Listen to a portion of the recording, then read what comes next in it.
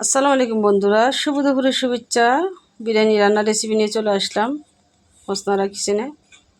প্রথমে আমি চালগুলো ধুয়ে নিয়েছি। পোলাও চাল, এখানে 1 কেজি পোলাও চাল আছে। পানি ঝরিয়ে নিতে হবে, একদম ঝরঝরে থাকতে হবে। এখানে আমি মুরগির 1.5 কেজি মাংস নিয়েছি, 1/2 কেজি আলু নিয়েছি। এটা আমি ধুয়ে পানি ঝরিয়ে নিয়েছি। এখানে পেঁয়াজ কুচি আছে, আর এখানে হচ্ছে বিরিয়ানি রান্নার মশলা। সাথে আমি মাংসের মশলা মিশিয়ে নিয়েছি যাতে একটু সুস্বাদু হয়। বিরিয়ানি মশলাটা কম ছিল তাই। তো চুলে একটা প্যান বসিয়ে দিব। এখন তেল গরম হয়ে যাওয়ার পরে পেঁয়াজ কুচিগুলো দিয়ে দিব। এরপর আমি মিশিয়ে রাখা মশলাটা দিয়ে দিব। মশলাটাকে আমি ভালোভাবে নেড়ে চেড়ে ভালোভাবে কষিয়ে নিব। মশলা খুব ভালোভাবে কষাতে হবে 5 থেকে 10 মিনিট। এখন আমি ধুয়ে রাখা আলু আর মাংসটা দিয়ে দিব। আমার প্রিয় বন্ধুরা, বিরিয়ানি অনেকভাবে রান্না করা যায়। আজকে আমি বিরিয়ানির মধ্যে হলুদ দিয়েছি, কারণ কালারফুল হলে বাচ্চারা খেতে পছন্দ করে। আমার ছোটো মেয়েটা খুব পছন্দ করে একটু কালারিং হলে। এখন আমি কিছু টেস্টি সল্ট দিয়েছি, আপনারা আপনাদের পছন্দ অনুযায়ী দিবেন। যে যেভাবে খেতে পছন্দ করে আসলে সেভাবে করা উচিত, যেহেতু আমার বাচ্চারা এইভাবে খেতে পছন্দ করে। আমি বিভিন্নভাবে রান্না করি, খাওয়াই ওদেরকে। তো আমি মাংসটাকে ভালোভাবে কষিয়ে নেব।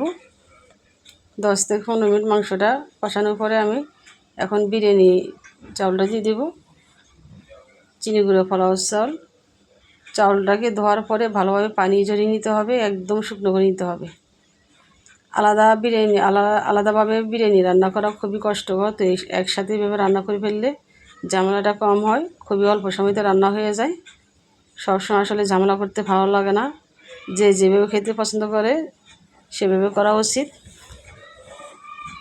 যেহেতু কালকে শুক্রবার গেছে, সেই শুক্রবার অনুযায়ী আমি রান্না করেছি। তো ভিডিওটা কালকে ছাড়তে পারিনি, আজকে আপনাদের সাথে শেয়ার করলাম। এখানে আমি 1/2 কেজি লিকুইড দুধ দিয়েছি,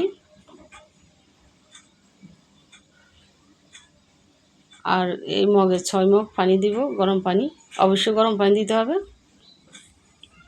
মোট আমি 2 লিটার পানি দিয়েছি, যেহেতু চাউল 1 কেজি, মাংস আর আলু মিলে 2 কেজি, তাহলে মোট 3 কেজি হলো। এখানে আমি 2 লিটার পানি ব্যবহার করেছি।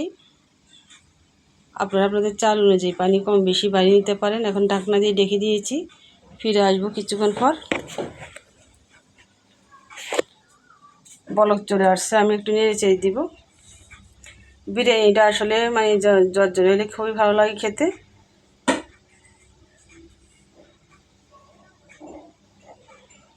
তো আমি কিছুক্ষণ নেড়ে চেড়ে দিব, যেন নিচে লেগে না যায়।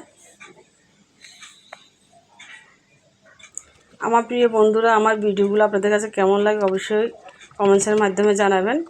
আমার একটি ইউটিউব চ্যানেল আছে, আসলে আমি ইউটিউব চ্যানেলে ভিডিও সবসময় ছাড়ি, যার কারণে আমি ফেসবুকে তেমনটা রান্না ভিডিও শেয়ার করতে পারি না। তো হয়ে গেছে, আমি পরিবেশন করলাম।